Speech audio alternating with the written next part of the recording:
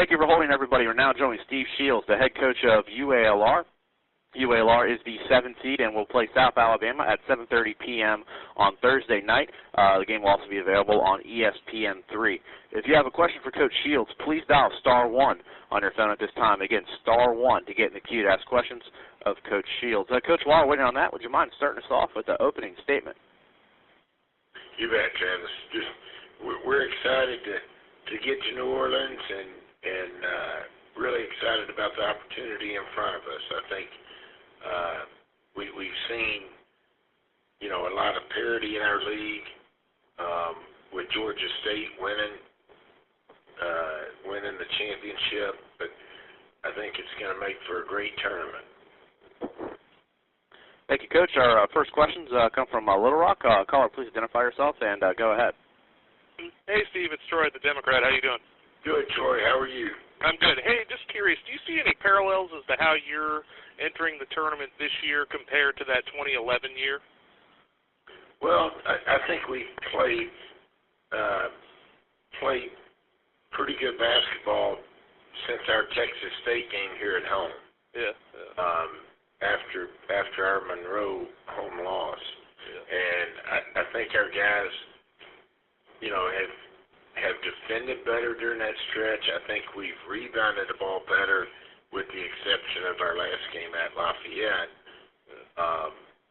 And Troy, like I told you numerous times, our practices were good even before that, and I think that's a credit to the guys, on our team, our senior leaders, and as I said a few minutes ago, we're excited about the opportunity in front of us.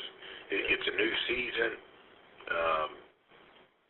And to answer your question as far as the parallel, looking back on it, I didn't feel like the team in 2011. I didn't think we defended as well as what this team has defended, finishing up the season. Now, I'm not going to say on every night. I didn't think at UTA we defended very well.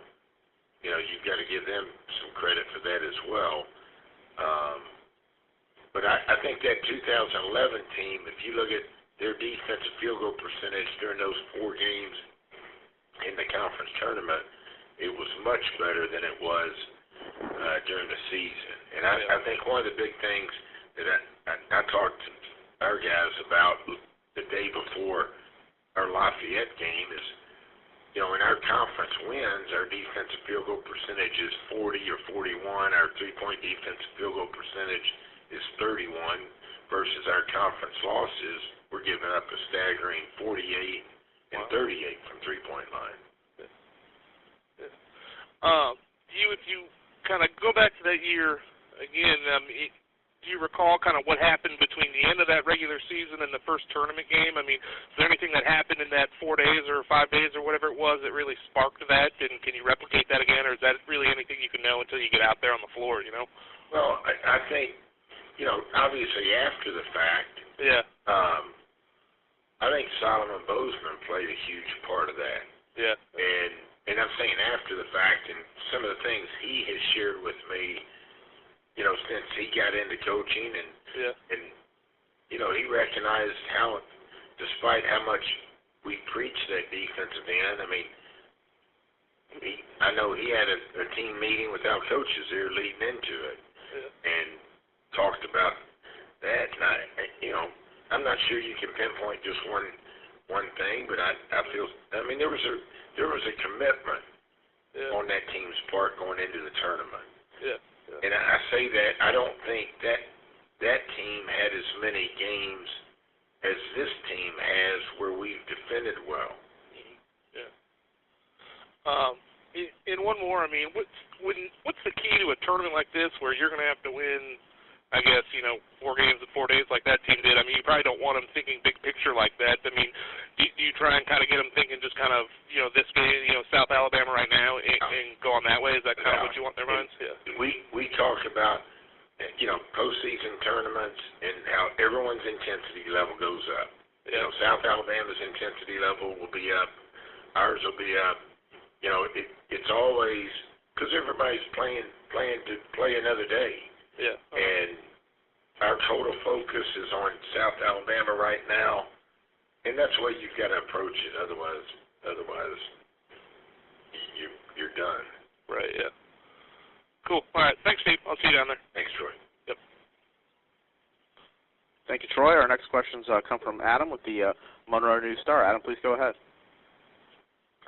Hey, Steve, this is Adam Hunsucker from the News Star from Monroe, Louisiana. You mentioned in one of your previous questions that you really thought after losing at home to ULM that things kind of changed for you guys. Maybe looking into that game, what kind of things were you struggling with during that game, and what has changed since then? Well, I think one thing, we go back and you talked about James White and playing without him. There's an adjustment period. Yeah.